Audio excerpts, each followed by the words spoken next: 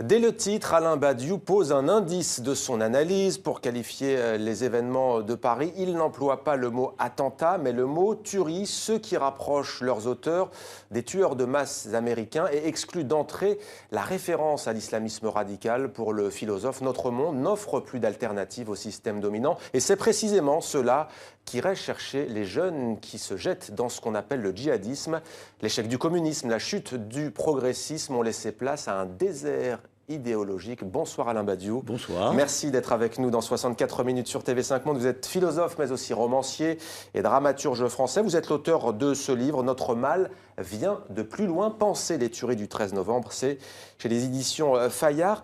Alain Badiou, disons-le, pour une immense majorité, la cause est entendue. Ces attentats sanglants du 13 novembre à Paris et à Saint-Denis en France sont le fruit, le résultat de l'islamisme radical. Pour vous, il n'en est rien. Je pense qu'il faut concevoir que l'islamisme vient en fin de trajectoire chez ces jeunes déréglés, ces jeunes tueurs, et non pas au début. Ouais. De toute façon, on ne voit pas si l'islam était le seul responsable, pourquoi une petite minorité, finalement, Dieu merci, de gens qui se réclament de cette religion commettent des actes de ce genre. Et je crois donc qu'il faut d'abord que la subjectivité de ces jeunes gens soit constituée, et elle est constituée à partir du monde tel qu'il est. Elle n'est pas constituée directement par l'islam.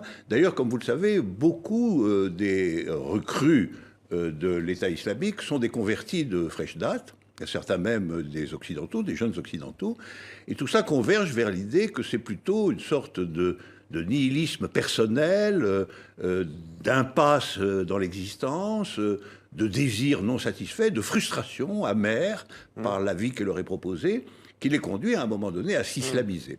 Alors, j'ai appelé ça une sorte de fascisation subjective, c'est-à-dire le goût amer, très dégoûté de l'existence, un espèce de culte sauvage du combat et de la mort, qui se construit sur la base d'une déception existentielle fondamentale que le monde crée. Là-dessus, naturellement, l'islam va intervenir et proposer une sorte de langage et d'issue. Pour autant, dans les revendications, les auteurs de ces attentats, Alain Badiou, ne parlent pas de ce malaise. Ils ne disent pas « nous nous sommes rejetés, la France ne veut pas de nous ». Ils disent clairement « votre président intervient au Mali, en Syrie. Lors des attentats contre Charlie Hebdo, c'était « nous avons vengé le prophète de l'islam ». Ils font référence. Ah mais bien entendu, c'est ça qui leur donne un langage, c'est ça qui leur donne une position, une situation. Ils ne vont pas venir se plaindre comme justification de leurs actes, ils ne vont pas venir pleurnicher sur leur situation. Au contraire, ils ont le sentiment de commettre quelque chose de terrible, de glorieux, qu'on va enfin parler d'eux. Ils y laissent leur vie de surcroît, ce qui est quand même quelque chose de tout à fait exceptionnel. Et donc, je pense qu'ils ont... c'est ça que l'islam leur procure. L'islam leur procure un langage et une position qui globalement peut être caractérisée d'anti-occidentale, d'hostilité au monde, dans lequel ils sont nés et dans lequel ils ont tous considéré qu'ils n'avaient pas la place qu'ils espéraient avoir. L'islam comme label idéologique. Parlons du titre.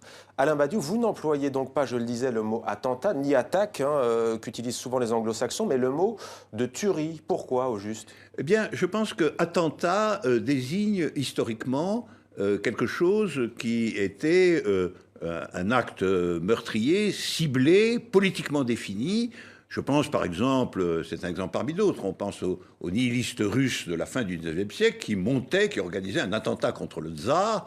Et on peut penser aussi, du point de vue de la référence littéraire, au personnage de Tchen au début de La condition humaine de Malraux, qui aussi organise un attentat contre les chefs politiques de ses adversaires.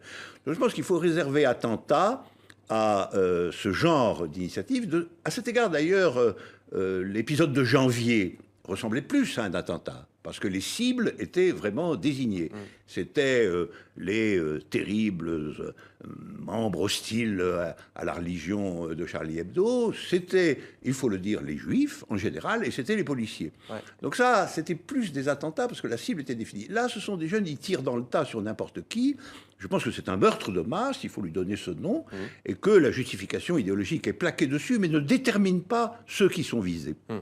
Du coup, ça rapproche en tout cas, ce mot tuerie, hein, ça rapproche ces attentats des fusillades commises aux États-Unis, mais pas seulement. On a vu aussi en Norvège, hein, Anders Breivik commettre ces crimes de masse. Est-ce à dire que vous y voyez un dénominateur commun? Je vois un dénominateur commun, certainement. Dans tous les cas, il faut voir qui sont les acteurs réels de ces crimes, ne pas les confondre immédiatement avec des catégories beaucoup trop générales comme l'islam ou comme le monde arabe, etc. Il faut voir que l'histoire personnelle de ces gens commande finalement ce qu'ils font, quel que soit le décor idéologique dans lequel ils se placent, et que cela, c'est en effet une sorte de criminalité propre à notre monde déployé et développé, et qui, une fois de plus, renvoie, et je ne vois là aucune excuse, je ne pense pas comme M. Valls que comprendre, ça soit excuser. Je pense qu'il faut tout comprendre, au contraire, pour ne pas excuser, avec de bonnes raisons. Et je pense que c'est cette subjectivité que j'appelle nihiliste, qui est toujours mortifère, et qui, au fond, est toujours une espèce de suicide en même temps que c'est un meurtre. Donc c'est une déploration de sa propre vie. C'est un moment où sa vie ne compte pour rien, finalement. Et ça, c'est une disposition subjective tout à fait particulière, tout à fait exceptionnelle, que je pense le monde de la consommation, le monde qui nous est présenté constamment dans nos régions privilégiées, crée d'une certaine façon comme une espèce de déception, de frustration, de dégoût, à la fois amer et agressif. Alors justement, Alain Badiou, pour vous, ces attentats du 13 novembre sont, pour une grande part, le fruit du capitalisme mondialisé. Les auteurs en sont-ils, pour vous, le pur produit? Et si oui, pourquoi? Expliquez-nous. Eh bien, le capitalisme mondialisé, c'est une expression un peu abstraite comme ça, mais concrètement, ça signifie des choses tout à fait saisissantes, hein.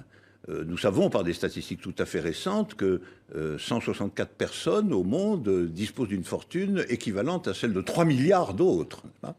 Donc nous avons des inégalités proprement monstrueuses, proprement pathologiques, comme l'humanité n'en a jamais connu, même du temps de la noblesse ou de la monarchie, ça c'est le premier point. Le deuxième point, c'est que nous avons probablement entre 2 et 3 milliards de personnes qui comptent pour rien. C'est-à-dire de personnes qui n'ont accès ni au marché ni au travail, à rien, et qui sont donc du point de vue du capitalisme lui-même, où on vante, n'est-ce pas, les performances, les réussites, etc., qui sont donc des gens qui sont exactement des zéros. Alors, cette coexistence entre une oligarchie extrêmement étroite et une masse considérable de zéros, c'est une situation pathologique, et c'est une situation qui crée nécessairement, comme toute situation pathologique, comme toute maladie, de graves symptômes. Et je ne dirais pas qu'ils en sont le produit direct nécessaire, etc., mais je dirais qu'ils en sont absolument le symptôme. Ça, je le maintiens. Et vous dites aussi qu'il y a un champ politique totalement vide, il n'y a pas d'alternative et que c'est pour cela que ces jeunes se jettent dans ce qu'on appelle le djihadisme.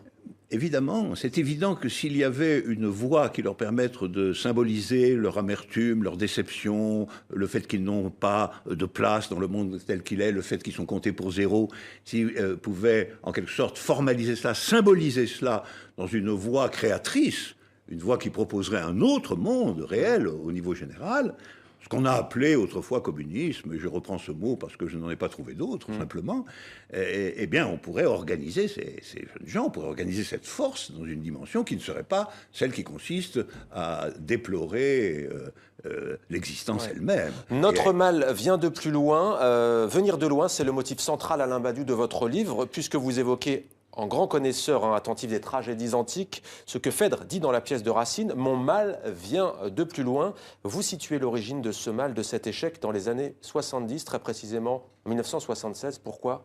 Quel est ce tournant?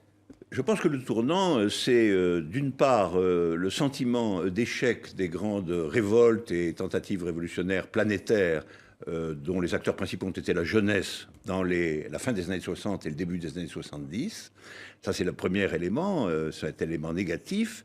Et à partir du début des années 80, de toute évidence, progressivement, une espèce d'ample victoire de la domination capitaliste planétaire, avec évidemment le fiasco et l'effondrement de tous les États socialistes. Et vous dites notamment, nous pouvons dire que notre mal vient de plus loin que l'immigration, que l'islam, que le Moyen-Orient dévasté, que l'Afrique soumise au pillage. Notre mal vient de l'échec historique du communisme, donc il vient de loin 20. En effet, le fameux communisme, dites-vous, que vous invoquez dans ce livre, vous parlez du nom historique qui a été donné à une pensée stratégique, disons, de la structure capitalisme hégémonique. Ça devient un peu compliqué, éclairez-vous. Oh, mais on peut le dire très simplement. Allez. On peut le dire très simplement. Aujourd'hui, il y a une pensée unique, qui est que l'organisation de la production, des échanges et du travail par le capitalisme et son oligarchie dominante est la seule voie possible pour l'organisation de la vie sociale et économique.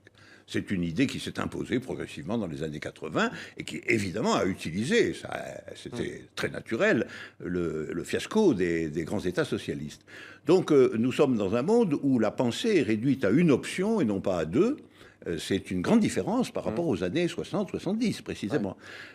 J'en appelle à la reconstruction progressive sur des bases qui feraient le bilan du passé, naturellement, d'une option positive, affirmative, égalitaire, qui serait proposable à la jeunesse du monde entier. Et tant que ce ne sera pas fait, nous aurons de graves symptômes pathologiques, si même nous évitons les grandes guerres.